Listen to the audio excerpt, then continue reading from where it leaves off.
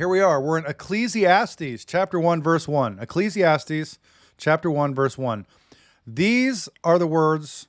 Are we good? Somebody said something here. It's not. We're good. Recording. Okay, we're good. Ecclesiastes, chapter 1, verse 1. These are the words of the teacher, King David's son, who ruled in Jerusalem. Everything is meaningless, says the teacher, completely meaningless. What did people get for all their hard work under the sun? By the way, Ecclesiastes, the church, the gathering, the ecclesia. Just so you know that. Church really is an ecclesia. It's not the building. So anyway, verse 3. What do people get for all their hard work under the sun? Generations come and generations go, but the earth never changes. The sun rises and the sun sets, then hurries around to rise again. The wind blows south and then turns north. Around and around it goes, blowing in circles. Huh. For all you flat earthers. Rivers run into the sea. I'm just kidding around. But the sea is never full. Then the water returns again to the rivers and flows out again to the sea. Everything is wearisome beyond description. No matter how much we see, we are never satisfied. Ain't that the truth? No matter how much we hear, we are not content. I would like to add, no matter how much we make, we don't feel satisfied either, but that's just me.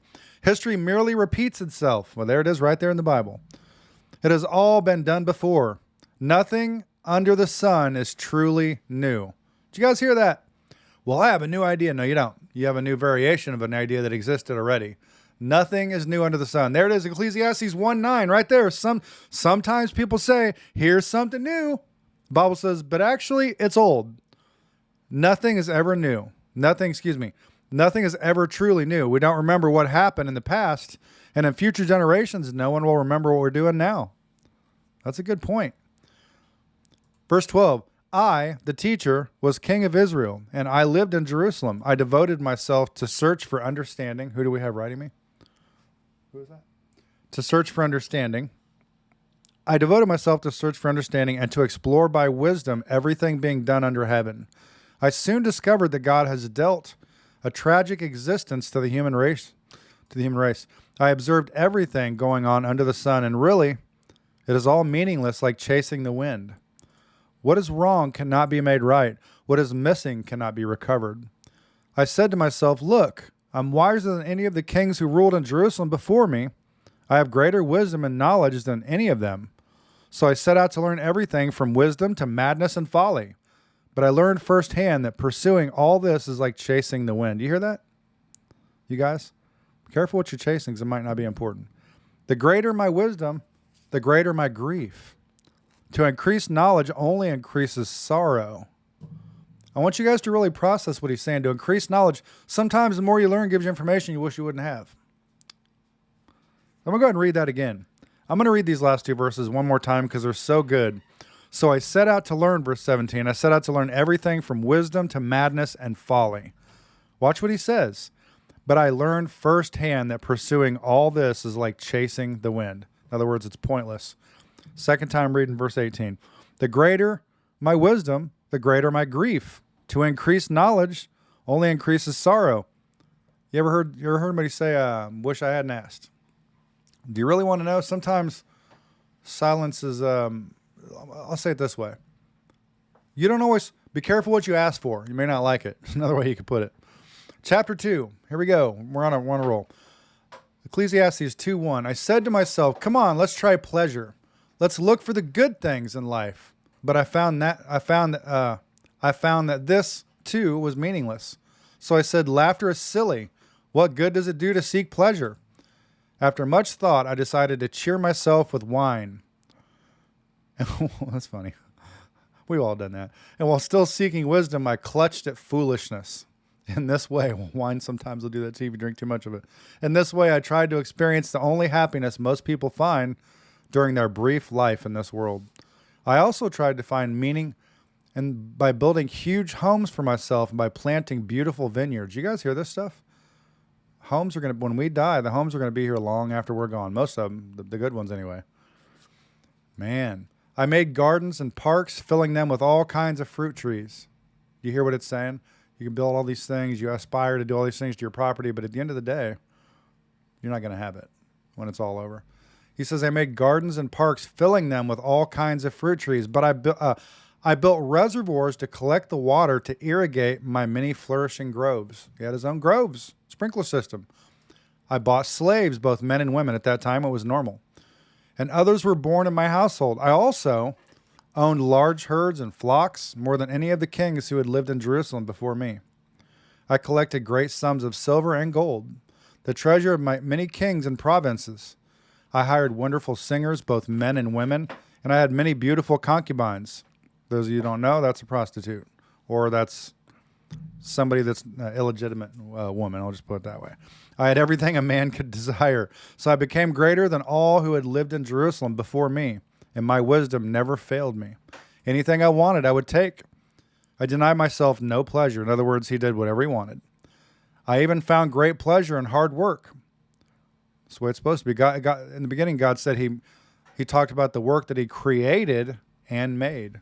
One was a necessity, one was for pleasure. You ever heard that if you enjoy your work, you never work a day in your life? It's never work.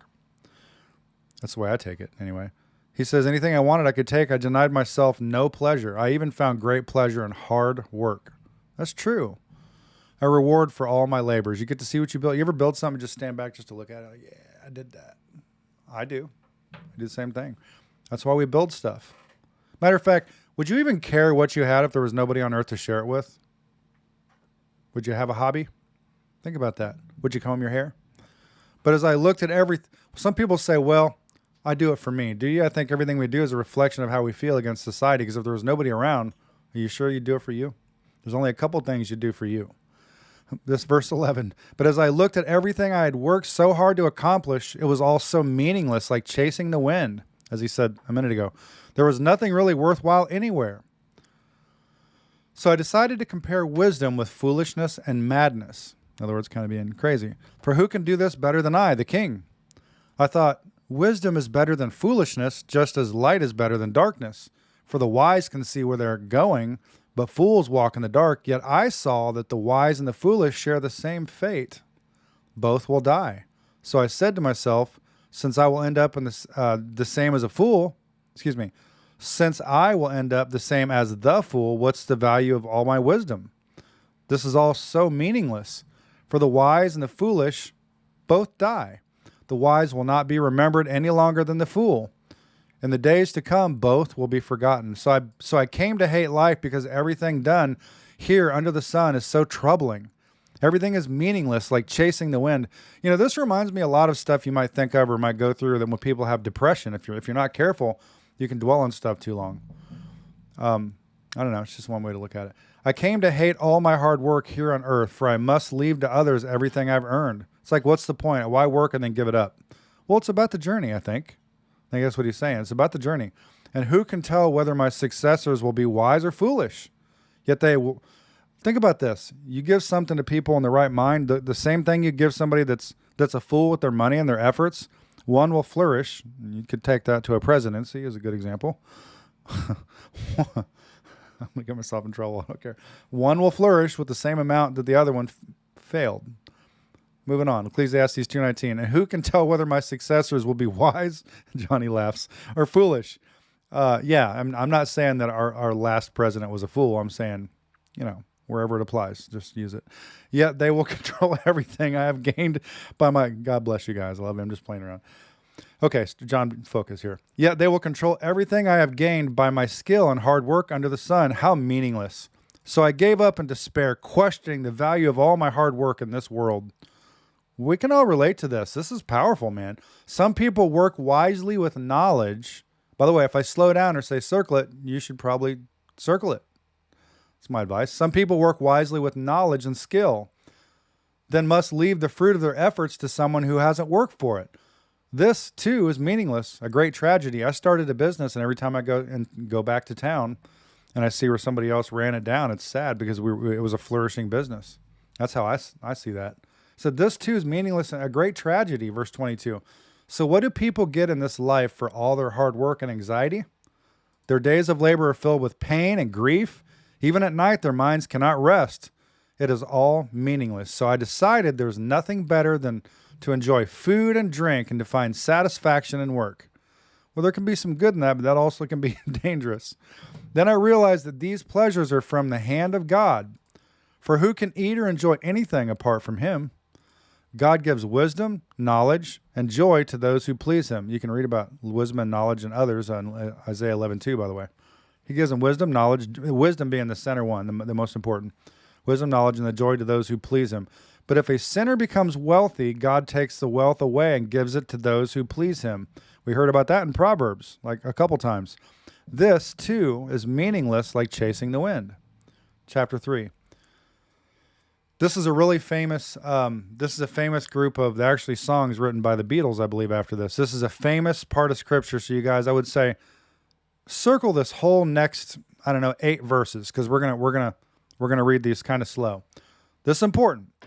Verse 1, Ecclesiastes 3:1. For everything there is a season, a time for every activity under heaven. Layman's terms, I know you're waiting. I'm going through the same thing in certain areas. But what if you've waited long enough, but not the right way? There's a time, but sometimes the right answer at the wrong time is the wrong answer because it might affect other things. There's a time for anything under heaven. It's saying there's a season for that. So stop being, wait for the season. A time to be born and a time to die. A time to plant and a time to harvest.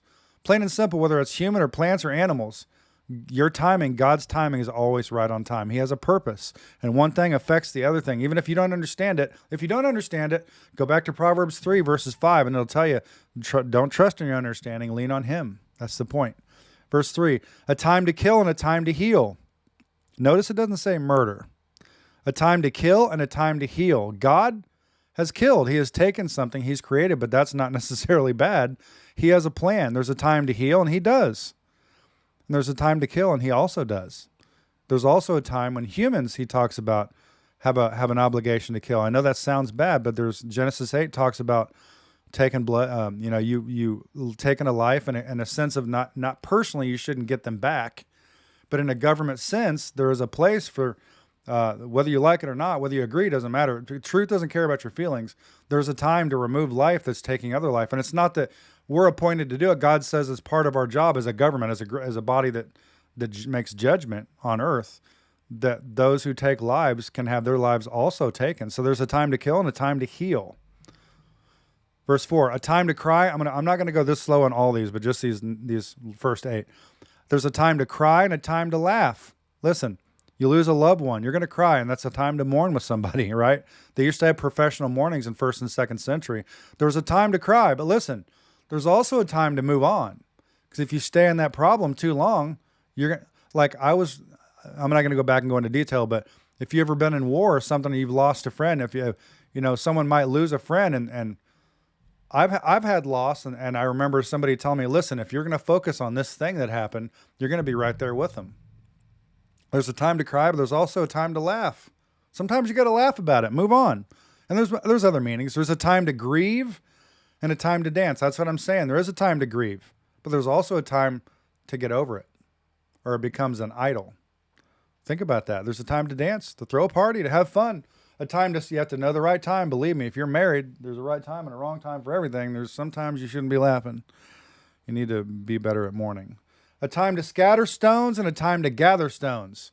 Well, go get your stuff together. We're preparing to do something, or take what you've done and spread it out. And there could be many ways that God's saying this. A time to embrace and a time to turn away. That's obvious. A time to search and a time to quit searching. You're looking for something, spend some time, look for it. But if it's, I don't know, if it's a toothbrush, you're going to spend the rest of the month looking for your toothbrush? Well, your time is a lot more valuable than looking for a toothbrush. Go spend $1.50 and get a new one. A time to search and a time to quit searching. That can apply for many things, obviously. A time to keep and a time to throw away. Well, I have a problem with this. Sometimes you need to purge your stuff. Sometimes you need to get rid of stuff. Like when you move, that's a good time to throw stuff out. Have a garage sale. Or just let it go. Open your door, tell people to come get it. There's a time to search. There's a time to keep and a time to throw away. Believe me, there is a time to throw away. Pack ratting can be dangerous. You do it too long. A time to tear and a time to mend. What's a good example of that? A time to tear, a time to mend. I'm sure that, I don't know. I'm not prepared with something on that right now, but there's truth in that, I'm sure. A time to be quiet and a time to speak. That's obvious. I've dealt with that half my life, most of my life. A time to love and a time to hate. We should hate the sin, not the sinner. but there's always a time to love. That's one thing that we are obligated to do, is to love. A time for war and a time for peace. War is not fun. War is not good. Jesus talks about it, but sometimes war is necessary. It is. Sometimes there's people lost. You know, I'm just going to be bold. There's this battle going on, different battles, whether it's LGBTQ or I'm just going to go ahead and say it, or how would I say this? Well, I had a thought. I'm going to back up to verse 7, a time to be quiet and a time to speak. So verse 8, a time to love and a time to hate. I'm going to use wisdom on this. But I'm going to use wisdom. That's why I have a wife. A time for war and a time for peace. Maybe I have my wife notate that. We're going to come back to that. Verse 7. I have a thought, but I'm trying to use the Holy Spirit. I'm trying to learn from what I read here, since we're reading about wisdom the past few books. 31 books of wisdom. So anyway, Ecclesiastes 3:9. It's in my, what's funny is I know what's in my head and I'm not going to say it. So there's a lot of stuff in my head. Anyway, what do people really get for all their hard work? I learned from my mistakes from keeping quiet. What do people really get for all their hard work? I have seen the burden God has placed on us all, yet God has made everything beautiful for its own time. My wife's beautiful, and it's the right time for that. He has planted eternity in the human heart, but even so, people cannot see the whole scope of God's work from beginning to end. Let's go back to Proverbs 3 again. Lean not on your understanding, but acknowledge God in all your ways. We don't know what he's got planned, but he's got something planned. That's all we need to know. It's just to be obedient. We can ask, what do you have planned? If he says, I'll let you know in due time, cool. I'll do what you tell me to do. Genesis 22, he tells Abraham, take your son. Obviously, God was not going to have him kill his son, but he wanted to show Abraham what he had to do when he would bring his own son, Jesus, up the same hill years later. So he says, Abraham, take your son, the one you love. Whom must thou love? First mention of love in the Bible, Genesis 22. Take your son up to the Mount of Moriah. Take your son up there. And immediately Abraham took him up there, finally was obedient, and take his life. And so obviously God didn't want him to do that. And he went to lift the knife and he says, Abraham, stop. Once Abraham finally listened and he honored God, no matter what Abraham thought, Abraham must have believed that God had a plan. When he said, take him up there, he's going to bring him back or do something. But the idea is, he immediately, the next morning, got up, took him up the hill, and honored God. And in that honoring God, what happened? He got his son. His son did not get taken there. But what I think is really interesting in that story, Abraham parallels God, Isaac parallels Jesus. It's in the same location. 2,000 years later is when it happens. Instead of a lamb, it was a ram. Instead of thorns on the head, it was thorns in a thicket. But in the story, what's really interesting is, and not to get off topic really quick, in the story, you'll notice if you read it, there were two boys down at the bottom of the hill. He left them there, but the story never records Isaac walking down the hill. I'm assuming he did, but it never records it. And I believe that's because it parallels Jesus, because he was in the tomb. Beautiful story. Yeah, this is good stuff. I've seen the burden God has placed on us all. Yeah, and I had a reason for telling you guys that. Yeah, God has made everything beautiful for its own time. He has planted eternity in the human heart. But even so, people cannot see the whole scope of God's work from beginning to end. That's exactly why I brought this story to your attention. Abraham could not see the whole scope, but he did trust God. He was actually beginning to listen for the first time. Just like Peter in Acts chapter 2. Peter stopped putting his foot in his mouth. The only time he had his foot out of his mouth when he put the other foot in it. But in Acts chapter 2, Peter starts his ministry, and you don't hear Peter talk the way Peter used to. Is this guy a hobo? John. That's the point.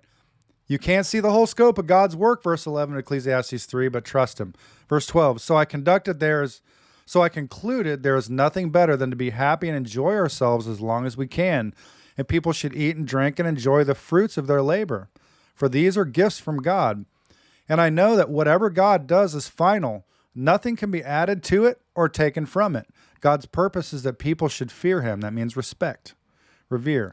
What is happening now has happened before, and that's true. Genesis 6, people increased on the earth. There were Nephilim. Chapter 6 echoes today. I mean, it's happening over and over. History repeats itself. History meaning his story. You get it? What is happening now has happened before, and what will happen in the future has happened before, just like I told you just now, because God makes the same things happen over and over again. This is why we have this big fancy word called hermeneutics. Every so often, I'm going to give you a big fancy word. It simply just means the Bible will teach itself. Let the Bible dictate whatever. It'll confirm itself. You're never going to have a story in the New Testament that isn't confirmed somewhere in the Old Testament and vice versa, one way or the other. So it's all happened. There's nothing new under the sun, like the last verses said, because God makes the same things happen over and over again. Also, verse 16, I also noticed that under the sun there is evil in the courtroom. Boy, oh boy. Let me get a drink. Never seen that before.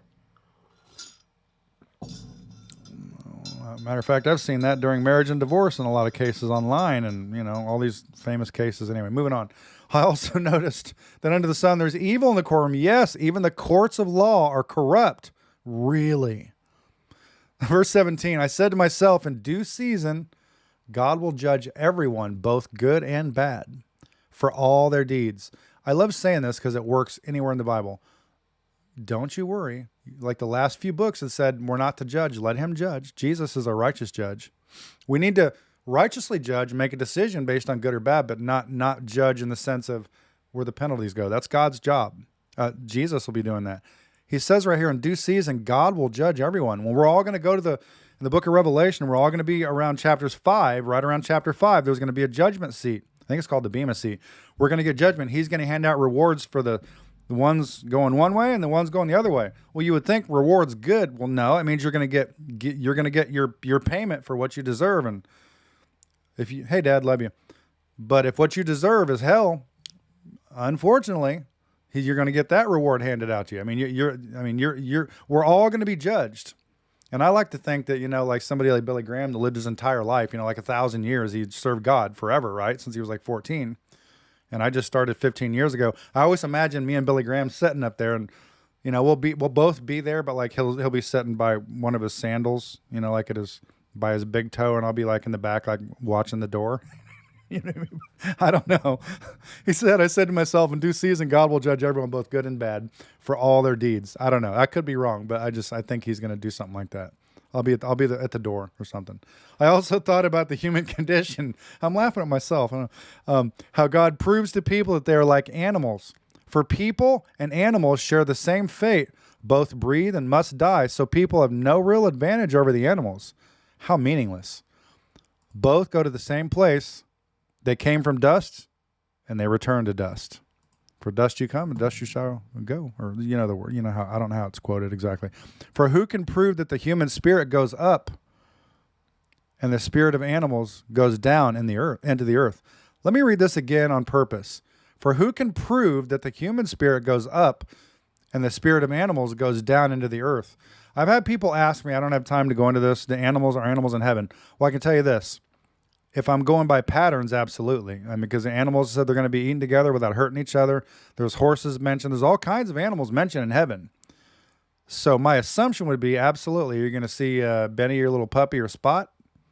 I think you will. I don't know what that looks like exactly. I don't know if he has some new dog glorified body. I don't know. But I think according to Scripture, I think, did I say Scripture? This isn't Scripture. It's Scripture.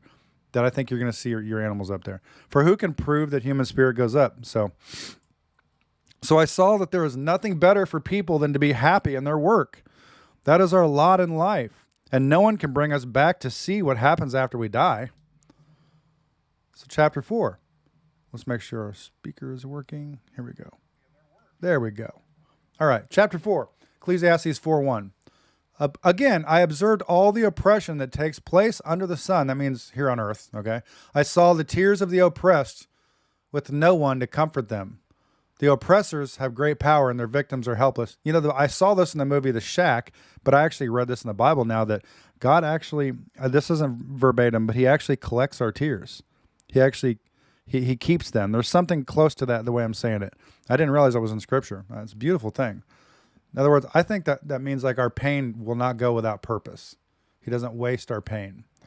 So I concluded, verse 2, that the dead are better off than the living. He concluded, right?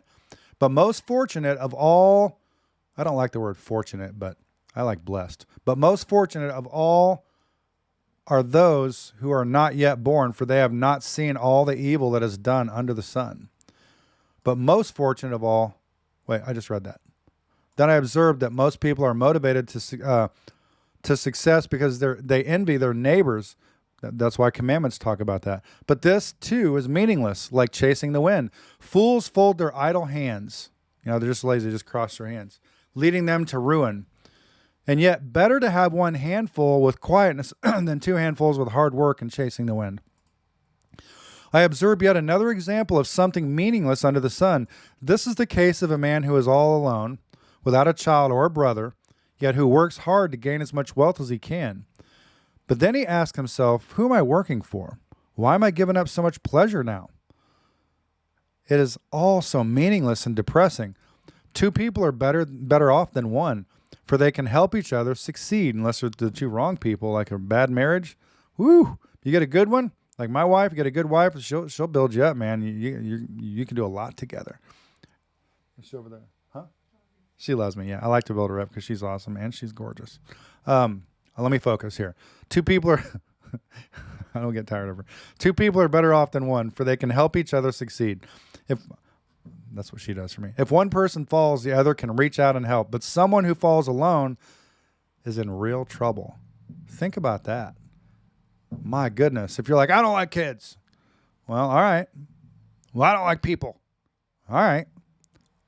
What happens if you fall over and you need somebody to pick you up? Nobody cares. It's pretty bad when you don't even get a funeral. I mean, there are people out there. I'm not saying people that don't get a funeral, there's something wrong or nobody likes them. But I was saying a couple nights ago that wouldn't you rather that people missed you and there was a big, I know this sounds a little morbid, a big funeral where actually you mattered, you made a difference, whereas opposed to nobody even noticed you're gone. There's not even a funeral. What does that say? That says a lot. I'm not saying individual basis like I know what it means, but there is some truth in there. If one person falls, the other can reach out and help, but someone who falls alone is in real trouble. That's so true. Likewise, two people lying close, listen, two people lying close together can keep each other warm. That's what I'm talking about. But how can one be warm alone? Let me revert back to what I said about having an awesome wife.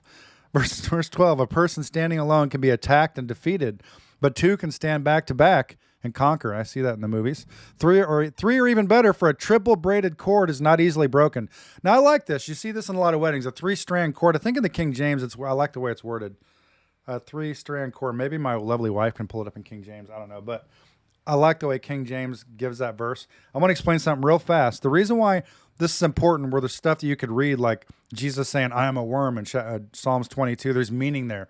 Just like here, when it says a person standing alone can be attacked and defeated, but two can stand back to back. Sorry, the next part. 3 or even better, for a triple braided cord is not easily broken. Here's why. If you have a cable, you notice you'll see cables that are twisted and then twisted together. Because if you have a cable that can hold 100 pounds and you have 3 of those, together they can hold 300 pounds. But once you add the strength of one to the other 3, not only do you have now 300 pounds, it actually adds strength to the individual strand and then collectively. So instead of 300 pounds of strength, it'll actually cause each one to double its strength when you combine them, making it 600 pounds. Does that make sense? And there's a word for that. It's called synergy. It's when you put, 2 people together and you don't just have 2, you have amazing.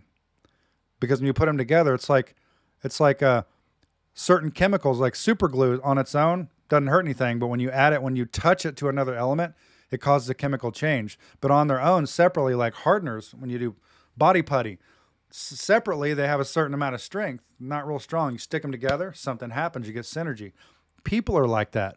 Get two or more together. Think about that. That's amazing. 2 can stand back to back, but 3's better, man. Verse 13, it's better to be poor. It's better to be a poor. I'm saying it wrong. It is better to be a poor. Okay, that was right. But wise youth than an old and foolish king who refuses all advice. Wow. That's good. Such a youth could rise from poverty and succeed. He might even become king, though he has been in prison. But then everyone rushes to the side of yet another youth who replaces him. Endless crowds stand around him, but then another generation grows up and rejects him too. So it all is meaningless, like chasing the wind. There's been a lot of mention of chasing the wind for some reason here. Fear God. This whole section has about fearing God. These next 8 verses, I think it is. Ecclesiastes 5:1. As you enter the house of God, listen to this one. It's really good. As you enter, keep your ears open and your mouth shut. Now, the house of God, doesn't mean just your church or your church building. It's where where the ecclesia, where it's fellowship, where he's brought into, where he's, he's present. When you enter the house of God, keep your ears open and your mouth shut. It is evil to make mindless offerings to God. Don't make rash promises, and don't be hasty in bringing matters before God. After all, God is in heaven and you are here on earth, so let your words be few. Too much activity gives you restless dreams. Too many words make you a fool. That rings close. When you make a promise to God, don't delay in following through, for God takes no pleasure in fools. Keep all the promises you make to him. That's right. It is better to say nothing than make a promise and not keep it. So true. Don't let your mouth make you sin. And don't defend yourself by telling the temple messenger that the promise you made was a mistake. That would make God angry, and he might wipe out everything you've achieved. Talk is cheap. You ever heard that one? Like daydreams and other useless activities, fear God instead. Don't be surprised if you see a poor person being oppressed by the powerful, and if justice is being miscarried throughout the land, for every official is under orders from higher up, and matters of justice get lost in red tape and bureaucracy. Refer to Romans 13. If somebody in charge, God puts them there, allows them to be there, even if it's somebody bad. God has a purpose. Even the king, I had a thought, but I'm not going to say it. I'm going to say this briefly. I'm going to say it in a way where you guys don't mix it up. Even if you understand what happened with Germany, with Adolf, the Adolf, all that horrible things he did to the Jewish people, 6 million plus people were unalived in these camps. Awful thing. But when that persecuted ended, I think it was around the Second World War, when it ended around 1947, leading into 1948, that happens to be when Israel regained as a nation, which is a miracle because it was just a few people regained. It's never happened in world history. They regained it. They even got the ancient Hebrew language came back. That's unheard of. But that same year, look at this. After all the things that Hitler did to those innocent people, that sentiment, how bad it was, had a lot to do with the regathering the people of Israel, celebrating. That sentiment had a lot to do with Israel becoming a nation again. So God used something awful for his good. That's a good word right there. Verse 9, that's what I was talking about, verse 8. So that's something to think about. Even the king milks the land for his own profit. Those who love money will never have enough. Man, how meaningless to think that wealth brings true happiness. That is so true. Circle that. Put 2 lines around that one. The more you have, the more people come to help you spend it. Oh, wait a minute. I heard you won the lottery. You know what? Well, actually, while I'm here, I was thinking, do you know we're related? Your aunt was related to my uncle. Do you remember that time? You know what? I need to spend more time with you. Your family wins the lottery or something. We haven't spent enough time together. You know what? I need to make it a point to call more often. Really? After 25 years, and it happens to be the same week I won the lottery, now you want to talk to me. Talk is cheap, like daydreams and other useless activities. Fear God instead. Man, is that where I'm at? Where am I at? Did I skip something? The more you have, the more people come. Oh yeah. Sorry, I was reading this one. The more you have, the more people come to help you spend it. I'm gonna have my wife keep an eye on me so she can help me. So what good is wealth except perhaps to watch it slip through your fingers? People who work hard sleep well. That's right. You worked hard, sleep well, whether they eat little or much. But the rich seldom get a good night's sleep. They're so busy trying to make money, they don't sleep. They're so focused on money, they forget they could have a family at home who loves them, like a beautiful wife and good kids, but like you're never home with them because you're trying to make money. Or you go overseas trying to work hard and make $1 billion, but you see your family once a year. I'm not saying that's bad. If you're trying to work for your family, you got to work. But sometimes being with your family is more important than making more money. People who work sleep well. But look at this. But the rich seldom get a good night's sleep for many reasons. That's truth. There's another serious problem I've seen under the sun. Hoarding riches harms the saver. Man, that's so true. Money is put into risky investments that turn sour and everything is lost. Don't spend your whole life trying to invest. Invest in your family. Invest in people, not just property. It's put into risky investments. Man, in the end, there's nothing left to pass on to one's children. Not just your stuff, but your name. I remember your dad. Yeah, we all remember him. We all come to the end of ourselves as naked and empty-handed as on the day we were born. We end up the same way we came in, guys. We can't take our riches with us. Another way to put this, you never see a hearse followed by a U-Haul. That's poof. And this, too, is a very serious problem. People leave this world no better off than when they came. All their hard work is for nothing, like working for the wind. God sure mentions the wind a lot. Throughout their lives, they live under a cloud, frustrated, discouraged, and angry. Even so, I've noticed one thing, at least that is good. I've noticed one thing, at least that is good. It is good for people to eat, drink, and enjoy their work under the sun during the short life God has given them and to accept their lot in life. You ever sit at a campfire out fishing and be like, life is good, man.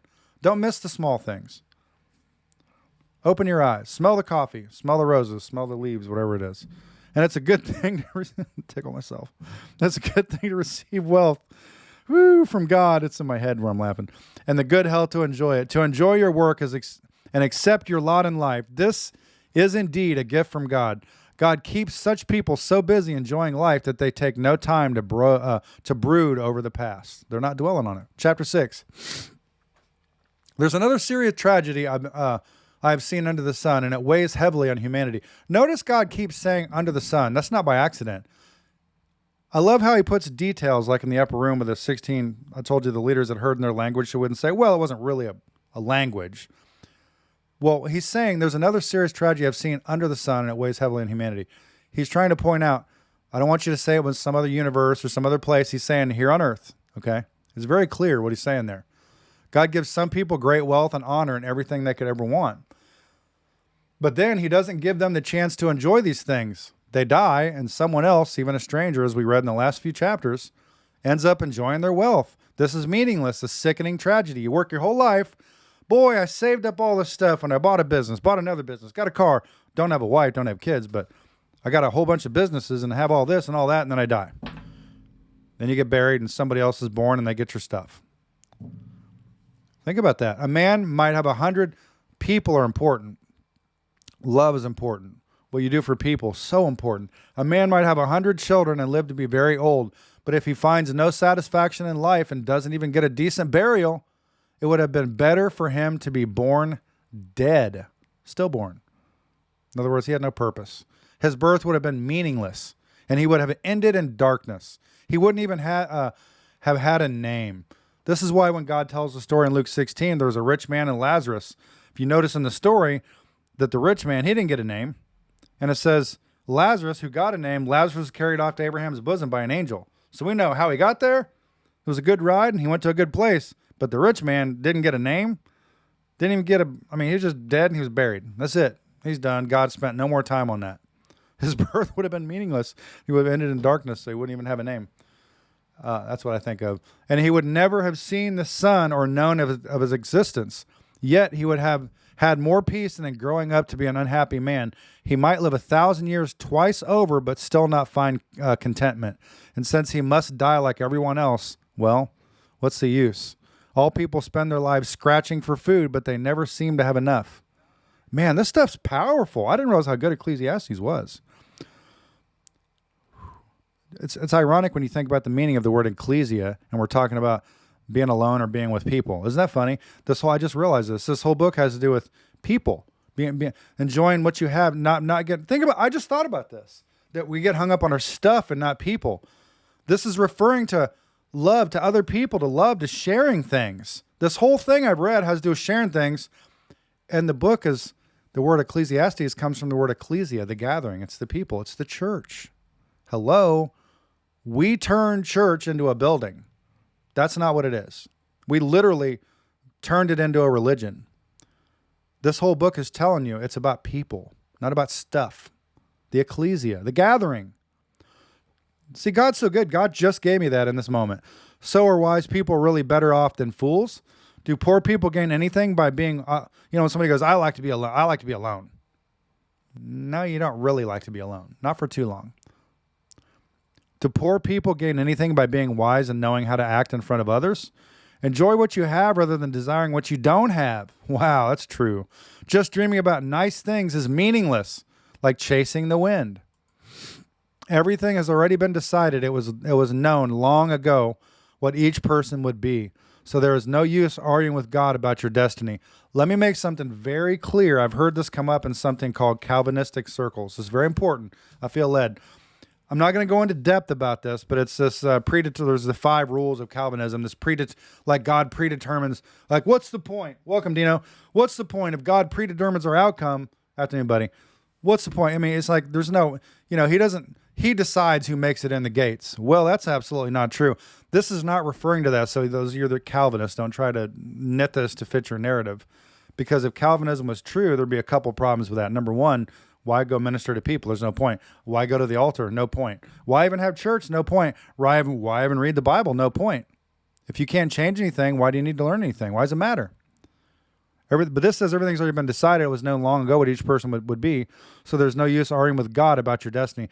Listen, the idea, and I'm going to move on about the Calvinism or this, he does know what we're going to do. God does. But that doesn't mean he decides how. He still gives us the choice to make that determination. He doesn't take our choice away. That's the point. So enough about that. Moving on. The more words you speak, the less they mean. You go to, my buddy Johnny would say, when we go to court with these tenants, first person to speak loses. The more words you speak, the less they mean. So what good are they? In the few days of our meaningless lives, who knows how our days can best be spent? Our lives are like a shadow. Who can tell what will happen on this earth after we're gone? Chapter 7. I can't wait to get to the next book. It's going to be fun. Song of Songs. Y'all don't think there's romance and sex in the Bible? Wait till the next book. We have to be free will to choose ourselves. That's right, buddy. I don't know who turns... Side note, who turns sex into this thing we can't talk about? God sure didn't. He made creation, male and female. Literally says, populate the earth. He encouraged populate the earth. What do you think that meant? To make paper airplanes? No, we turned into this thing people are ashamed of. That's because sin turned into something. Adam and Eve were in the garden naked. But what is naked? There's freedom in nakedness. You're not hiding something. What would it matter? It's not like you have to hide something because it's all good. Anyway, I don't know why I said that. Chapter 7. A good reputation is more valuable than costly perfume. And the day you die is better than the day you were born. And it's interesting because most of the deaths mentioned in the Bible, most of the people mentioned in the Bible are only referred at their death, not their birth time. You'll notice that too. The day you die is better than the day you're born. You should be. Look at Charlie Kirk. Like, oh, he died so young. Well, he did, but God had a plan. I'm sure he's going to use Charlie in heaven. And also, look at the movement that's happened on earth. His death was not for nothing. He died exactly, even though it was somebody that did it, God allowed his death exactly at the right time. May not be on the time he wanted for him, but he used bad for good. I love this. A good reputation is more valuable than costly perfume, and the day you die is better than the day you're born. I read that several times. Better to spend your time at funerals than at parties. That one's deep. After all, everyone dies, so the living should take this to heart. It's funny. You people are like, man, we gotta pay a ticket. We gotta get to my dad or my mom or my aunt's or my uncle's funeral, but you weren't with them during their life. Listen, okay, it's good. Go to their, respect them. Have reverence for your father, your mother, whoever. But guess what? Your mom and your dad, if you haven't lost them already, you will lose them one day. And in most cases, they'll go before you. What you need to do, it's because their character. That's right, Dean. That's right. But think about this. We need to be present at their life, not just their death. It's cool to show up, people see you there, but why don't you show up when it matters? It's better to spend your time at funerals than at parties. Of course, after all, everyone dies, so the living should take this to heart. Sorrow is better than laughter, for sadness has a refining influence on us. It's true. Sometimes you need to cry. That's true. A wise person thinks a lot about death, while a fool thinks only about having a good time. That's true. Anybody that says, well, hell's a party, well, it means you're on the grill.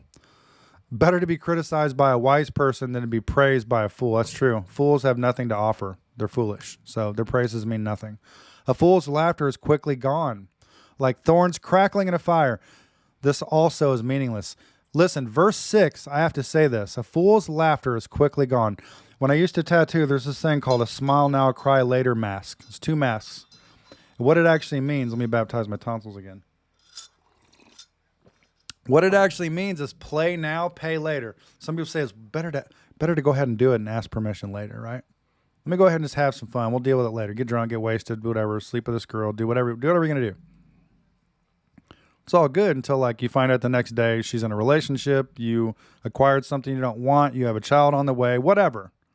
You're not in love, but you got what you wanted. You did, this says a fool's laughter. You're laughing, you're having fun, everything's good, but play now, pay later. Like thorns crackling in a fire, this also is meaningless. Extortion turns wise people into fools, holding out. And bribes corrupt the heart. Do you have something you want to say, honey? Nope. Okay, we good? You're perfect. All right, so are you. Finishing is better than starting. Patience is better than pride. Uh-oh. Control your temper, for anger labels you a fool. Don't long for the good old days. This is not wise. I do miss the good old days sometimes, I'll be honest. Wisdom is even better than when you have money. Both are a benefit as you go through life. Ooh, wisdom and money can get you almost anything. Well, start with good credit, pay your bills, and then you can buy anything you want. And also, hey, maybe you can get the girl. Who knows, right? That's a joke. I'm being funny. Wisdom and money can get you almost anything, but only wisdom can save your life. God, he likes laughter. Have fun. This is our Bible reading. We make the rules here. Accept the way God does things, for who can straighten what he has made crooked? Enjoy prosperity while you can, but when hard times strike, realize that both come from God. Remember that nothing is certain in this life. So listen, enjoy what you have, but when, if you're working hard, if you got a job, let's say doctors. Okay, doctors are going to make good money, real good money, a nice house, nice things, nice time, but they're on call 24/7. Enjoy the prosperity, but when hard times strike, realize both those things came from God. Doctor is a great example. Police officer, judge, people in these positions. I've seen everything in this meaningless life, including the death of good young people and the long life of wicked people.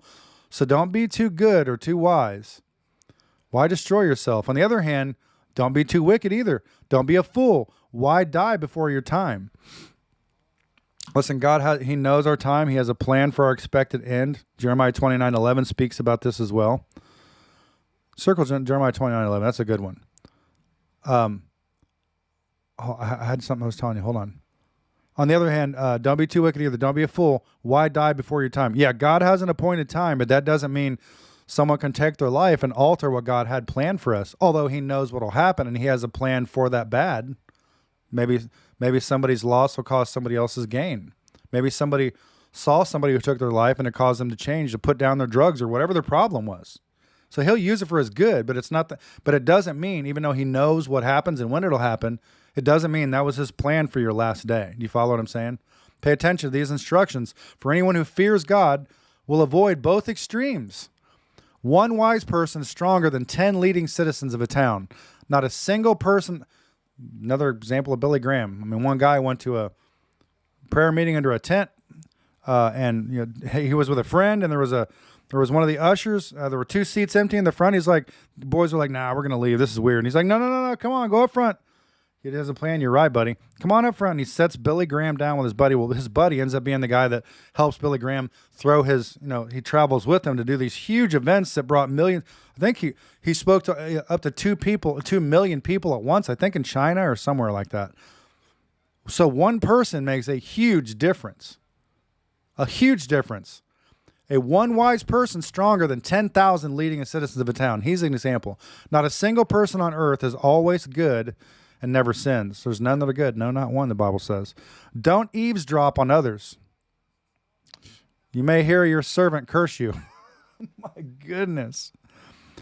Yeah, man. It's like if you're somebody rear end dials you and you listen, and it's like your mom or your friend, and they love you, but they're just like they're having a bad day, and you did something to make them mad. Yeah, that piece of whatever, and you're like, oh man, I kind of wish I hadn't heard that. Like you want to hear it, like. What is it?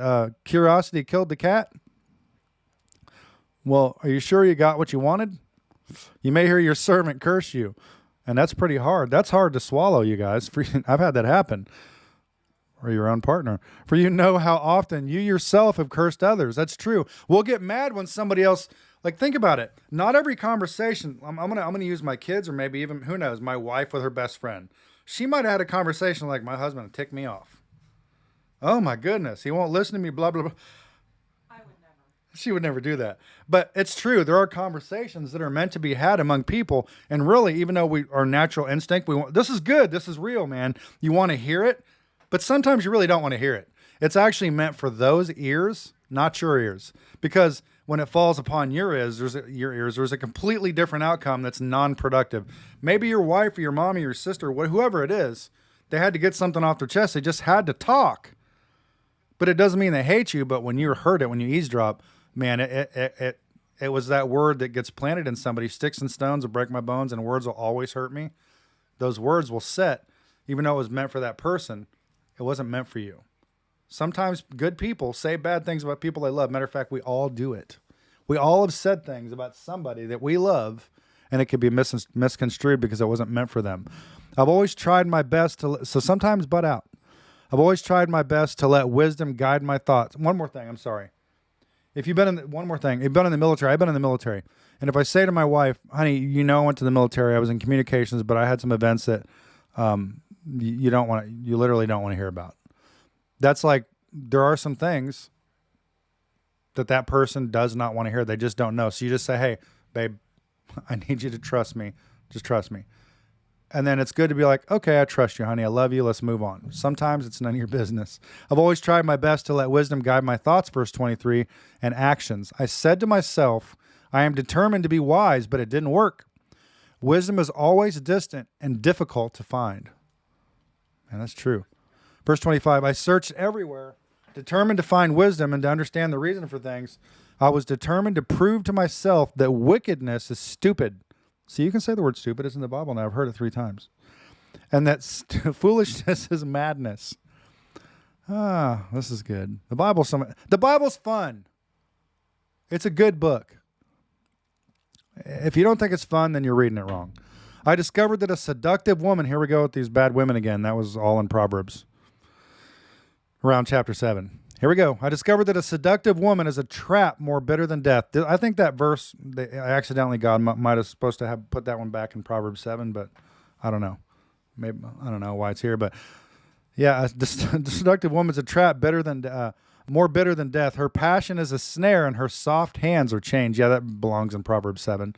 Those who are pleasing to God will escape her, but sinners will be caught in her snare. Ooh, boy. Come on now, some of y'all have been there. This is my conclusion, says the teacher. I discovered this after looking at the matter from every possible angle. This is why we have 4 Gospels to give us 4 perspectives of Jesus' life, by the way. Though I have searched repeatedly, I have not found what I was looking for. Only 1 out of 1,000 women are virtuous, but not one woman. But I did find this. God created people to be virtuous, but they have each turned to follow their own downward path. And you guys know, I always say this, anything up in Scripture through patterns is good. And so far, anything I've seen that's ever going down is usually something negative. Chapter 8, moving on. Here we go. Keep the king's command. You hear that, baby? I'm just kidding. It's not me. I was saying I'm the king, but I'm not. Anyway. Nobody's laughing. Nobody's laughing at me right now. Anyway, Ecclesiastes chapter 8, verse 1. How wonderful to be wise, to analyze and interpret things. Wisdom lights up a person's face, softening its harshness. Obey the king since you vowed to God that you would. Don't try to avoid doing your duty, and don't stand with those who plot evil. Get away from these creepy people, man. For the king can do whatever he wants.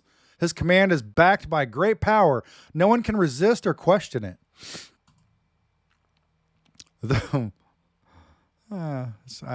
too much time in my own head. Those who obey him will not be punished.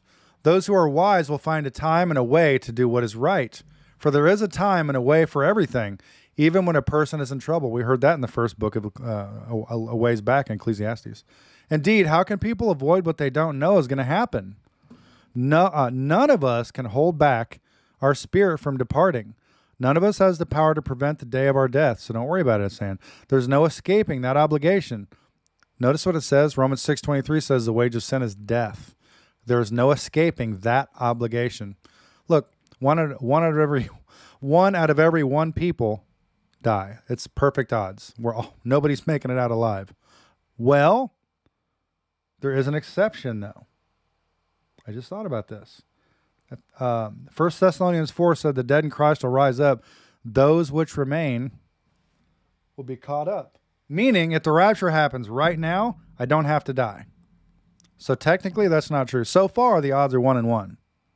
But if the rapture happens tonight, and I'm not dead, those odds change. I'm just saying, that's a fact. Indeed, how can people avoid what they don't know is going to happen? None of us can hold back our spirit from departing. None of us has the power to prevent the day of our death. There is no escaping that obligation, that dark battle. And in the face of death, wickedness will certainly not rescue the wicked.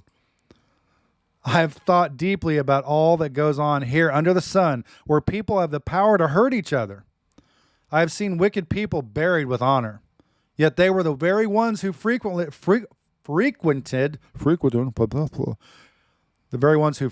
the temple and are now raised in the same city where they committed their crimes. This too is meaningless. Come on, somebody, that's good. When a crime is not punished quickly, people feel it is safe to do wrong. You know what? I'm going to go ahead and make a note here just because I feel led to. Let's go ahead and add that to the list of disciplining your children, Ecclesiastes 8:12. I want to write that one down. Right, honey? Okay, that's a good one. It's not direct, but it's still indirect. In case you're one of those people out there in the world, it could be anybody that thinks, well, honey, I know he hit you, but we need to be sensitive to his feelings. And he needs to be in timeout. Listen, there's timeout. Sometimes timeout works. But if your kid's hitting his mom, timeout's not going to work. Sometimes you got to spank him. Sometimes, I don't know, there's like 29 verses about this in Proverbs alone. I'm gonna keep going, but I feel led to do this. The verse about spare the rod, the shepherd has a rod and a staff. I'm saying this in love. The staff is to pull somebody in to protect them. The rod is to protect them by disciplining them so they don't make the same mistake over and over again. Same reason we have nerves in our fingers so we don't touch a burning stove and just leave it there. Sometimes pain lets you know your muscles are stretching and when you're in the gym and it hurts. Pain sometimes causes growth. Put the rod to the skin. That's right, Dean. Pain causes growth. Don't say, we don't believe in spanking.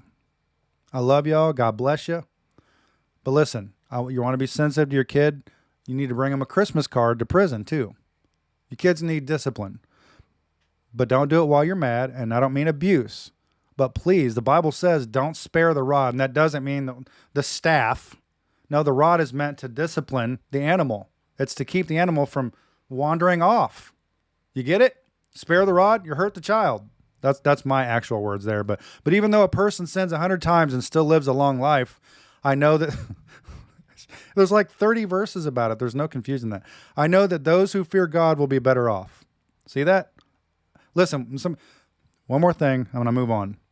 If somebody says, well, I don't want I'm not going to spank our kid. I don't want my husband to spank because I don't want my kid to be afraid of us. Well, your kid needs to be afraid of you. Not in the sense of mortally afraid, like he thinks you're going to hurt him when he's innocent. That's not what I'm talking about. That's twisting what I'm saying. Your kid needs to have, that's why it says to fear God. It's saying respect him, but in that respect, there should be a sense of fear, but not in the sense of mortal fear, in the sense of, I know I'm accountable to this leader of mine. Not like I'm afraid he's going to kill me, but like, that's why he says fear the Lord. It's the beginning of wisdom, I think it is. It means to have reverence, respect. If there's not a little reverence or respect or fear of dad in the sense of righteous fear, your son will depart. Even though it's, man, you guys, so obvious. Sins 100 times and still lives a long life. I know that those who fear God will be better off. Yeah, they should fear their daddy too in the sense of respect. If your children do not fear, they will never respect you. Don't even respect you. That's right, buddy. They need to respect you. I say that. I love you guys. Okay, I know that those who fear God will be better off. Verse 13, I'm going crazy today. The wicked will not prosper, for they do not fear God. Why am I laughing? Their days will never grow long like the evening shadows. Verse 14, and this is not all that is meaningless in our world. I'm telling you guys, if you could be in my head sometimes, and this is not all that is meaningless in our world. In this life, good people are often treated as though they were wicked. It's true. And wicked people are often treated as though they were good. But just like Lazarus and the rich man got all the stuff he wanted. But when they went to this other place, the rich man's like, no, I put his finger in the water and cool my tongue. But Abraham says, no, you weren't Lazarus. Yeah, he suffered while you were alive. This is the way I put it. Now, Lazarus has got it good and you don't. And verse 14 says, and this is not all that is meaningless in our world. In this life, good people are often treated as though they were wicked. It's true, but it comes back. Wicked people are often treated as though they were good. This is so meaningless. So I recommend having fun, because there is nothing better for people in this world than to eat, drink, and enjoy life. That way they will experience some happiness along with all the hard work God gives them under the sun. You eat too much, you're going to be on heart medicine. I'm just saying. In my search for wisdom and in my observation of people's burdens here on earth, today is a laughing one. This is a funny one, Ecclesiastes. I discovered that there is ceaseless activity day and night. I realize that no one can discover everything God is doing under the sun. Not even the wisest people discover everything, no matter what they claim. Ain't that the truth? Chapter 9. We're moving slow, but we're moving. Death comes to all. That's positive. Wow. This too I carefully explored. Even though the actions of godly and wise people are in God's hands, no one knows whether God will show them favor. Read the book of Job if you're confused about that. One of 3 people, perfectly upright, but not without sin. In his day, perfectly upright, yet he lost everything. But he didn't curse God. And at the end, it more than doubled everything. He got it back, his riches, and for 4 generations, his kid flourished. So don't think because you have it bad. Look, if he wasn't exempt from because of sin, if he wasn't exempt from problems, we sure not. Even though the actions of the godly and wise people are in God's hands, no one knows whether God will show them favor.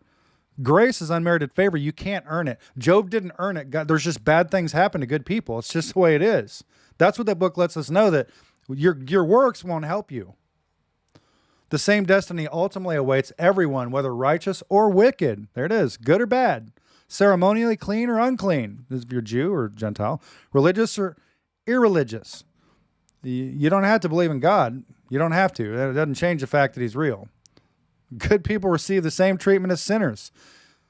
And people who make promises to God are treated like people who don't. Wow.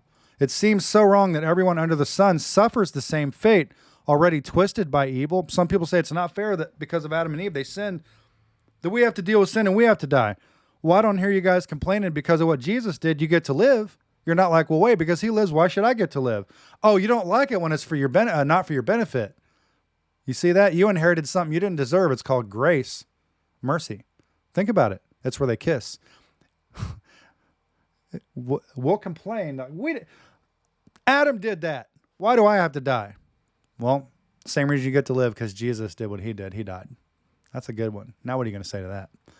Man, I'm going to read it again because I like to do that. Already twisted by evil, people choose their own mad course, crazy course, for they have no hope. There's nothing ahead but death anyway. There is hope only for the living, as they say. It's better to be a live dog. It's better to be a live dog than a dead lion. Never heard that. The living at least know they will die, but the dead know nothing. They have no further reward, nor are they remembered. Well, yes and no. Whatever they did in their lifetime, loving, hating, envying, is all long gone. They no longer play a part in anything here on earth. That's so deep. Whatever they did in their lifetime, loving, hating, envying. Did I just read that? I did read that. Okay. So go ahead, eat your food with joy, drink your wine, be happy, wine with a happy heart, for God approves of this. Wear fine clothes with a splash of cologne. Live happily with the woman you love through all the meaningless days of life that God has given you under the sun. The wife God gives you is your reward for all the your earthly toil. Whatever you do, do well. Jesus said to Judas, whatever you're going to do it quickly. Whatever you do it well, or do well. For when you go to the grave, there will be no work or planning or knowledge or wisdom. I have observed nothing else under the sun. The fastest runner doesn't always win the race, and the strongest warrior doesn't always win the battle. The wise sometimes go hungry, and the skillful are not necessarily wealthy. And those who are educated don't always lead successful lives. It is all decided by chance. Coincidence? I don't know. By being in the right place at the right time. I don't know how I feel about that. People can never predict when hard times might come. Like fish in a net or birds in a trap, people are caught by sudden tragedy. Here's another bit. Do you believe all this stuff, you guys? Yeah, he's the wisest guy, Solomon was. Here's another bit of wisdom that has impressed me as I have watched the way our world works. There was a small town with only a few people. with a great king came with his army and besieged it.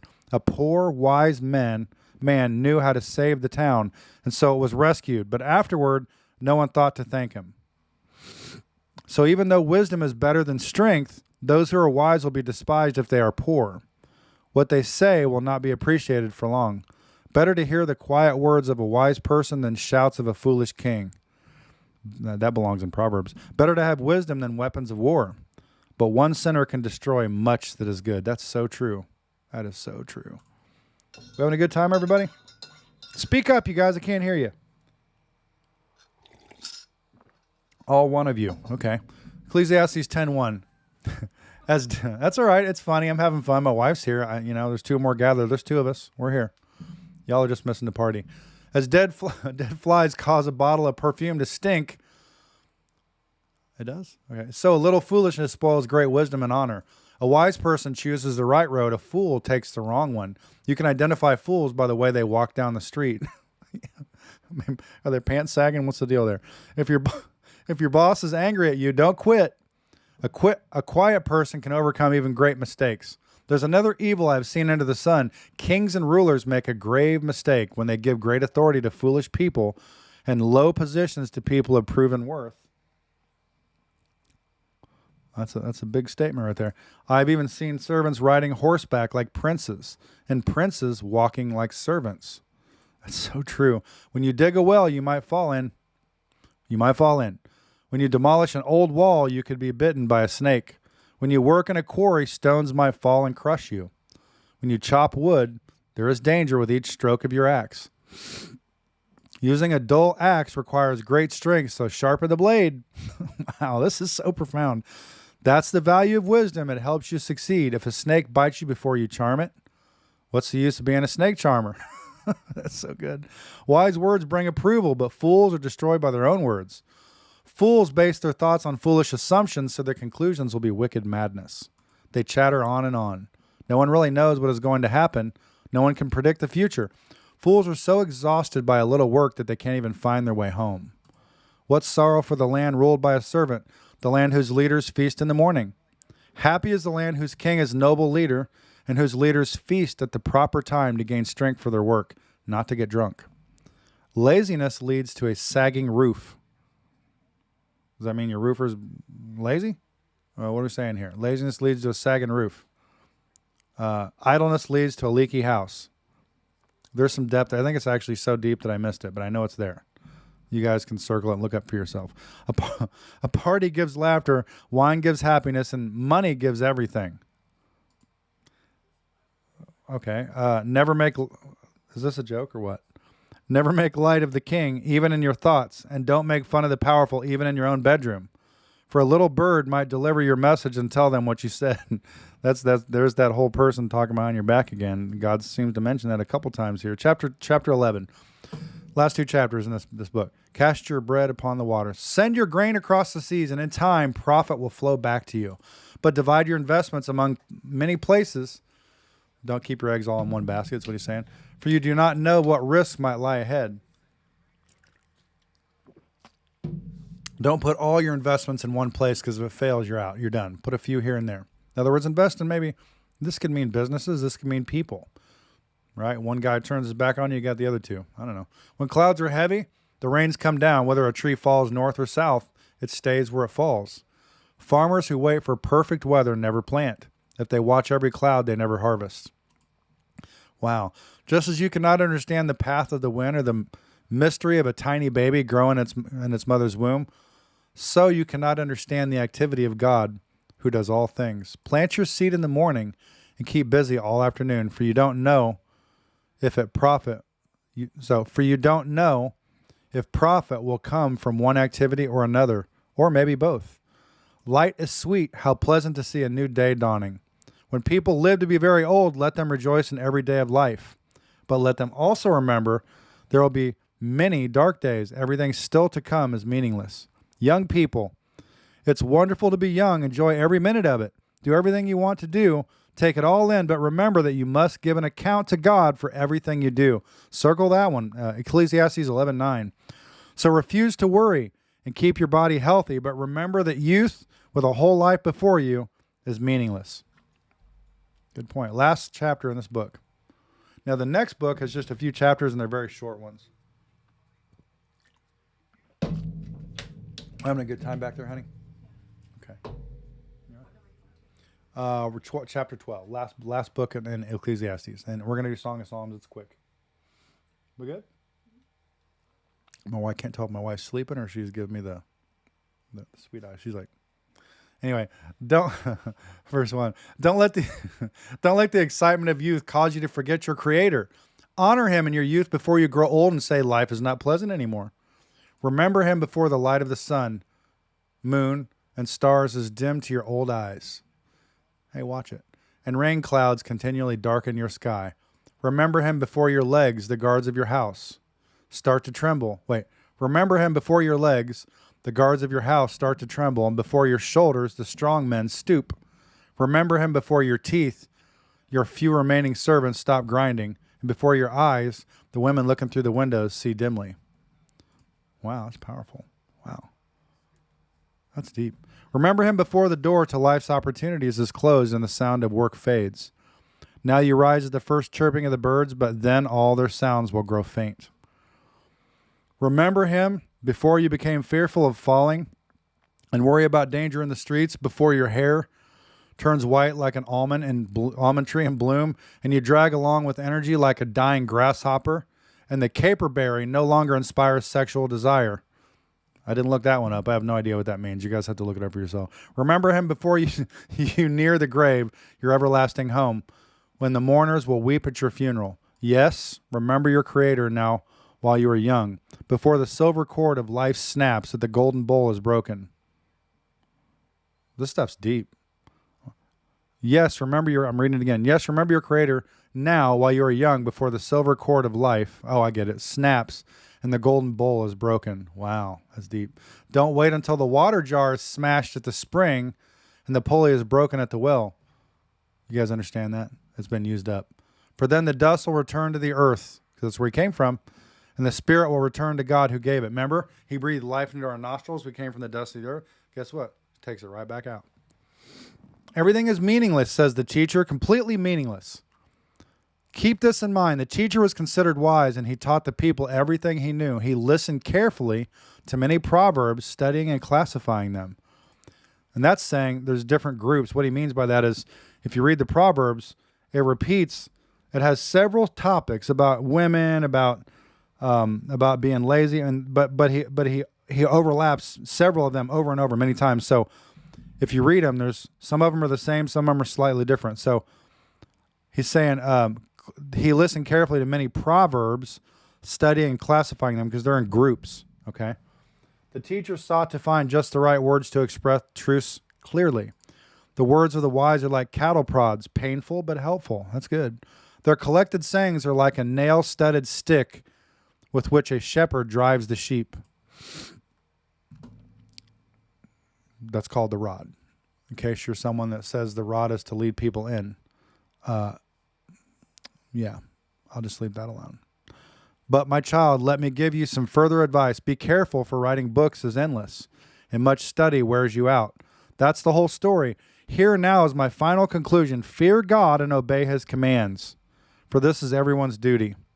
God will judge us for everything we do, including every secret thing, whether good or bad. So this will go very quick. We're going to go ahead and read the Song of Songs. Now, this parental, what was that? Parental something is, whatever. What is it? Parental what? 8 chapters in Song of Songs. They're short, though. They're short. So, parental guidance is advised. I mean, this is about love, romance. This is the book you guys have probably been waiting for. This is interesting, this book. So, we're going to go to Song of Songs. Some people call it Song of Solomon's because he wrote them, right? Verse 1. This is Solomon's Song of Songs. You see why I said that. More wonderful than any other. Young women, kiss me and kiss me again, for your love is sweeter than wine. How pleasing is your fragrance. Your name is like the spreading fragrance of scented oils. Ooh. No wonder all the young women love you. Take me with you. Come, let's run. The king has brought me into his bedroom. It's already getting serious right here. Young women of Jerusalem, how happy we are for you, O king. We praise your love even more than wine. Young woman, how right they are to adore you. I am dark but beautiful, O woman of Jerusalem, dark as the tents of Kedar, dark as the curtains of Solomon's tents. Don't stare at me because I'm dark. The sun has darkened my skin. My brothers were angry with me. They forced me to care for their vineyards, so I couldn't care for myself, my only vineyard. Whoa. Yeah, my own vineyard. It could take care of herself. This is deep already. Tell me, my love, where are you leading your flock today? I guess this is how I read it. I don't know. For why should I wander like a prostitute among your friends and their flocks? Solomon and his bride delight in each other. Young man, if you don't know, O most beautiful woman, follow the trail of my flock and graze your young goats by the shepherd's tents. This is look, he's speaking love. This is old-fashioned love speaking right here. Young man, if you don't know, O most beautiful one, follow the trail of my flock and graze your young goats by the shepherd's tents. You are as exciting, my darling, as a mare among Pharaoh's stallions. Woo! How lovely are your cheeks. Your earrings set them afire.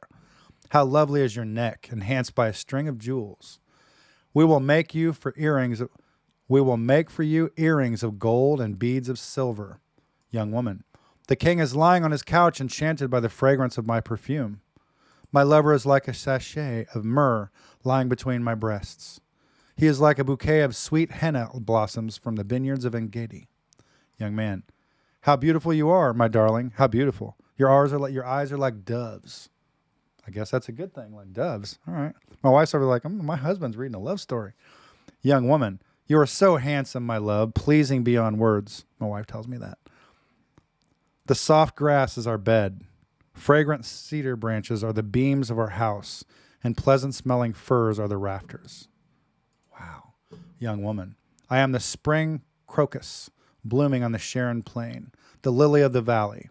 Young men, like a lily among thistles is my darling among young women. Young woman, like the finest apple tree in the orchard is my lover among other young men. I sit in his delightful shade and taste his delicious fruit. I didn't write it, man. I'm just reading it.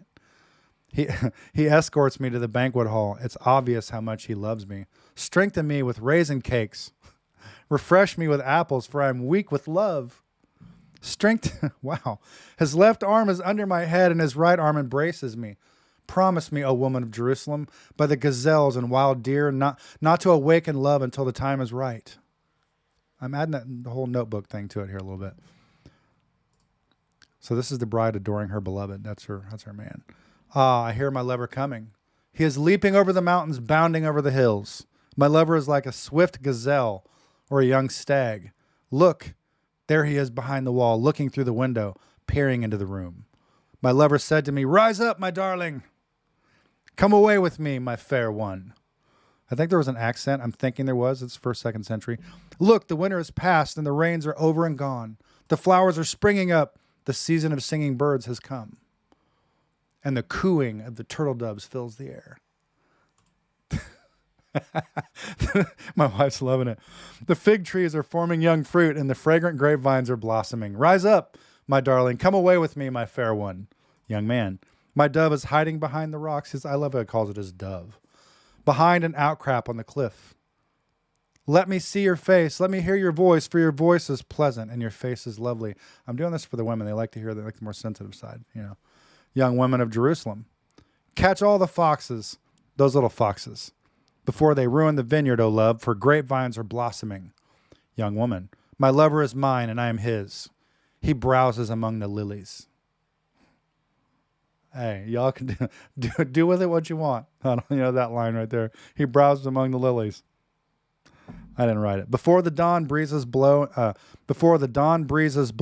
the night shadows flee, return to me, my love, like a gazelle or a young stag in the rugged mountains.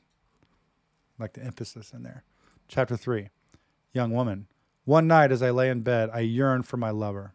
I yearned for him, but he did not come. So I said to myself, I will get up and roam the city, searching in all its streets and squares. I will search for the one I love. So I searched everywhere, but did not find him. The watchmen stopped me as they made their rounds, and I asked, have you seen the one I love? Then scarcely had I left them when I found my love. I caught and held him tightly. Then I brought him to my mother's house, into my mother's bed. I don't know if I like that. Where I had been conceived. Wait a minute. You took your lover to where you were... Hold on a minute. Oh, he says easy, Will Ferrell. Hold on a minute. You took your lover to where you were... okay, moving on. This is awesome. I'm having fun. Promise me, O women of Jerusalem, by the gazelles and wild deer, not to awaken love until the time is right. Think about that, though. Don't try to stir up love in somebody until you're prepared to absorb that love. Don't be. What do you call that? That's not to be provoking and Don't. before you're married. That's right. Don't be stirring up stuff you shouldn't be stirring up till it's time to stir it up, if you know what I mean. Solomon arrives for the wedding. Easy, Ron Burgundy. Young women of Jerusalem. I noticed John's like, I'm going to watch all these. Who is this sweeping in from the darkness, from the wilderness? Start over. Who is this sweeping in from the wilderness like a cloud of smoke? Who is it? Fragrant with myrrh and frankincense and every kind of spice. They used to use myrrh for perfume, by the way. Look, it is Solomon's carriage surrounded by 60 heroic men, the best of Israel's soldiers. They are skilled swordsmen, experienced warriors. Each wears a sword on his thigh, ready to defend the kings against an attack in the night. King Solomon's carriage is built of wood, imported from Lebanon. I always think of Ron Burgundy. I'm made of brawn, Ron Burgundy. King Solomon carriage is built of wood and imported from Lebanon. Its posts are silver, its canopy gold. Its cushions are purple. It was decorated with love by the young women of Jerusalem. Wow. Young woman. Come out to see King Solomon, young women of Jerusalem.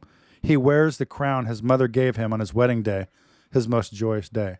Let me get this straight. He's wearing his mom's clothes and he conceived in the bed where he was conceived?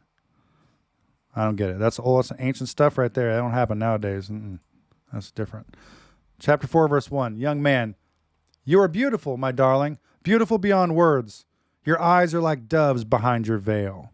Your hair falls in waves, like a flock of goats. That doesn't... Hold on, let me back this. I'm going to read this again. This is the way I would talk romance, talking about goats. But let's start over. You're beautiful, my darling, beautiful beyond words. Your eyes are like doves behind your veil. Your hair falls in waves, like a flock of goats, winding down the slopes of Gilead. I feel like I'm Ron Burgundy right now. Your teeth are as white as sheep, recently shorn and freshly washed. Your smile is flawless, each tooth matched with its twin. Your lips are like scarlet ribbon. Your mouth is inviting. Your cheeks are like rosy pomegranates behind your veil. Your neck is as beautiful as the Tower of David, jeweled with the shields of 1,000 heroes. Your breasts are like two fawns, twin fawns of a gazelle grazing among the lilies. Before the dawn breezes blow and the night shadows flee, I will hurry to the mountain of myrrh and to the hill of frankincense. You are altogether beautiful, my darling, beautiful in every way. Come with me from Lebanon, my bride. Come with me from Lebanon. Come down from Mount Amana, from the peaks of Senir and Hermon, where the lions have their dens and leopards live among the hills. You have captured my heart, my treasure, my bride. You hold it hostage with one glance of your eyes, with a single jewel of your necklace. Your love delights me, my treasure, my bride. Your love is better than wine. Ooh, slick. Your perfume more fragrant than spices. Your lips are as sweet as nectar. Come on, somebody. My bride. Honey and milk are under your tongue. Whoa! Your clothes are scented like the cedars of Lebanon. You are my private garden. Whoa, the garden, that sure rings a bell with the Garden of Eden, doesn't it? That means pleasure, Eden. Anyway, okay. You're my private garden, my treasure, which if it's Eden, it means pleasure too. My bride, a secluded spring, a hidden fountain. Hidden fountain. Your thighs shelter a paradise of pomegranates with rare spices, henna with nard of saffron, fragrant calamus and cinnamon with all the trees of frankincense, myrrh and aloes and every other lovely spice. You are a garden fountain, a well of fresh watering. You're a garden fountain, a well of fresh water streaming down from Lebanon's mountains. Wow. Okay. Verse 16. Young women. Oh, young woman. Thank you, honey. You're awesome. Awake, north wind, rise up, south wind, blow in my garden and spread its fragrance all around. Come in your garden. Come into your garden, my love, taste its finest fruits. Look, I ain't breaking it down for y'all. You can do the math. Moving on. That's on you. Chapter 5. Wink, wink. Young man, I have entered my garden, my treasure, my bride. I gather myrrh with my spices and eat honeycomb with my honey. I drink wine with my milk, young woman, young women of Jerusalem. Oh, lover and beloved, eat and drink. Yes, drink deeply of your love, young woman. I slept, but my heart was awake when I heard my lover knocking and calling, open to me, my treasure, my darling, my dove, my perfect one. My head is drenched with dew, my hair with the dampness of the night. But I responded, I have taken off my robe. Should I get dressed again? Literally reminds me of Ron Burgundy. I have taken off my robe. Should I get dressed again? I have washed my feet. Should I get them soiled? My lover tried to unlatch the door, and my heart thrilled within me. I jumped up to open the door for my love, and my hands dripped with perfume. My fingers dripped with lovely myrrh as I pulled back the bolt. I opened to my lover, but he was gone. My heart sank. I searched for him, but could not find him anywhere. I called to him, but there was no reply. The night watchmen found me as they made their rounds. They beat and bruised me and stripped off my veil, those watchmen on the walls. Make this promise, O women of Jerusalem. If you find my lover, tell him I am weak with love. Young women of Jerusalem, why is your lover better than all others, O woman of rare beauty? What makes your lover so special that we must promise this? Young woman, my lover is dark and dazzling, better than 10,000 others. John says chicks dig it. His head is fine as gold, his wavy hair is black as raven. His eyes sparkle like doves beside springs of water. They are set like jewels washed in milk. His cheeks are like gardens of spices giving off fragrance. His lips are like lilies, perfumed with myrrh. His arms are like rounded bars of gold, set with beryl. His body is like bright ivory, glowing with lapis lazuli. My wife tells me that. His legs are like marble pillars set in sockets of finest gold. His posture is stately, like the noble cedars of Lebanon. His mouth is sweetness itself. He is desirable in every way. Such, O a woman of Jerusalem, is my lover, my friend. Chapter 6. Young women of Jerusalem. Where has your lover gone, O woman of rare beauty? Which way did he turn so we can help you find him? Young woman. My lover has gone down to his garden, to his spice beds, to browse in the gardens and gather the lilies. I am my lover's, and my lover is mine. He browses among the lilies. Young man, you are beautiful, my darling, like the lovely city of Tirzah. Yes, as beautiful as Jerusalem, and as majestic as any army with billowing banners. That's smooth. That's some smooth words right there. Turn your eyes away, for they overpower me. My wife says that, don't directly in my eyes. Turn your eyes away, for they overpower me. Your hair falls in waves like a flock of goats, winding down the slopes of Gilead. Your teeth are as white as sheep that are freshly washed. That's good. Your smile is flawless, each tooth matched with its twin. It's a repeat. Your cheeks are like rosy pomegranates behind your veil. Even among 60 queens and 80 concubines and countless young women, I would still choose my dove, my perfect, I love that, my dove. My perfect one, the favorite of her mother, dearly loved by the one who bore her. The young women see her and praise her. Even queens and royal concubines sing her praises. Who is this? Arising like the dawn, as fair as the moon, as bright as the sun, as majestic as the army of billowing banners, with billowing banners. Young woman. I went down to the grove of walnut trees and out to the valley to see the new spring growth, to see whether the grapevines had budded or the pomegranates were in bloom. Before I realized it, my strong desires had taken me to the chariot of a nobleman. Uh-oh. Young women of Jerusalem. Return, return to us, O maid of Shalom. Come back, that we may see you again, young man. Why do you stare at this young woman of Shalom, or Shulam, as she moves so gracefully between the two liners of dancers? Let's back it up. Yeah. Why do you stare at this young woman of Shulam as she moves so gracefully between two linens of dancers? Chapter 7. Make sure I got that right. Yes, chapter 7. Okay. How beautiful are your sandaled feet, Uh-oh, going for the feet now, huh? Oh, queenly maiden, your rounded thighs are like jewels. Well, that's pretty deep. Your rounded thighs are like jewels. I've never heard that. Wow, she was just a curvy girl. She might have been a little thicker. That's what they're saying here, I guess. The work of a skilled craftsman. Your navel is perfectly formed like a goblet filled with mixed wine. That's her belly button. Keep your mind right, y'all. Your navel is perfectly formed like a goblet. Wow. Okay. Your navel is perfectly formed like a goblet filled with mixed wine. Between your thighs lies a mound of wheat bordered with lilies. I'm going to leave that up to y'all. Moving on. Verse 3, your breasts are like two fawns, twin fawns of a gazelle. That's cool. Your neck is as beautiful as an ivory tower. Your eyes are like the sparkling pools of Heshbon by the gate of Bath Rabim. Your nose is as fine as the tower of Lebanon overlooking Damascus. What would my wife say if I said your nose was as fine as the tower of Damascus? I don't know. That wouldn't work for her. Your head is as majestic as Mount Carmel, and the sheen of your hair radiates royalty. The king is held captive by its tresses. Oh, how beautiful you are, how pleasing, my love, how full of delights. You are slender like a palm tree. Wait a minute, so she's got thicker legs but slender. We had to keep track of this. And your breasts are like its clusters of fruit. I said, I will climb the palm tree and take hold of its fruit. Once again, it just told you what the fruit was and what the palm tree was, and he was climbing the palm tree, reaching out for a fruit. So y'all need to exegete that one, okay?